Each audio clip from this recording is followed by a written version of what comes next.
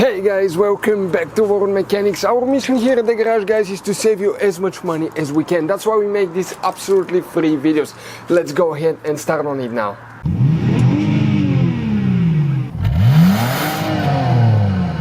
Replace the oil pan or the oil pan gasket on a Dodge, or this one is a Dodge Magnum with a 3.5 or Dodge Charger with a 3.5 engine. Chrysler, they have the 300 model, have that 3.5 as you can see right here, V6.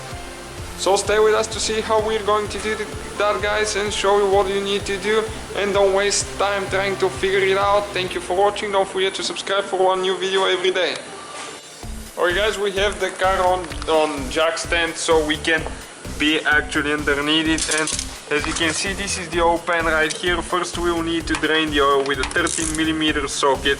You will need to remove the drain plug, that way we will not have oil in the oil pan. And just drain the whole oil, and after you're done, screw the oil plug back on it so it doesn't drip on you while we're working on the vehicle next. Alright guys, next thing that we will need to do, we need to remove two bolts, one here and one right there. Okay, let me get a better view. This one on the nut size is 18mm socket, and the other one is 15. The bolt is 15 itself. So you need to loosen it and take the nut off, and then you need to pull the bolt out. Okay, for this one there, as you can see. And then we need to do this one here, the same thing. Okay, we removed that nut as well, as you can see right there, and now you need to pull the bolts out. They might be stuck pretty good, so you might need to use the ratchet to turn them, or lift a little bit, move it up and down, and it will come out of there. But it's pretty tight fit, and it's a long bolt. Okay, right there, guys. And as you can see, the rack and pinion is about to drop down now, so you need to hold it with one hand and remove the second bolt as well, just the same procedure. Okay guys, this is the second bolt now, and now if you move out of the way, it will come loose. You don't need to remove the lines or anything like that. That's good. You have enough room to drop the oil pan now. Okay guys, now with the 10mm socket you need to remove that plastic cover right there.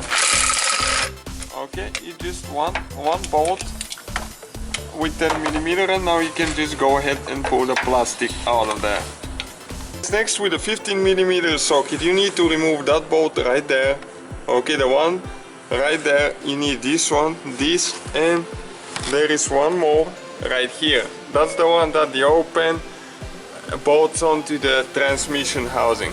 So you need to remove all four of those. And then with a 13mm socket you need to remove all these bolts around the oil pan, and there is some right here.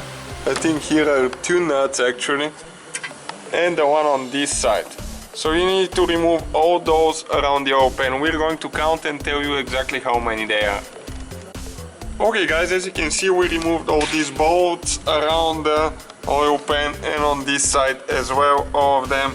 Only thing left right now is we have one bolt under the oil filter, but we'll remove that one last so we don't make a mess.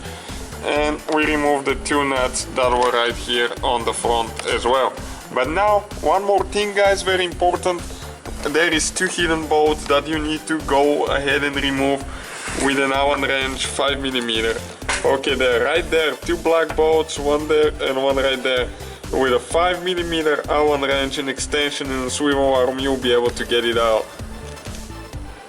Okay guys, as you can see, with the extension and with the Allen wrench 5, you can go ahead and remove them like that.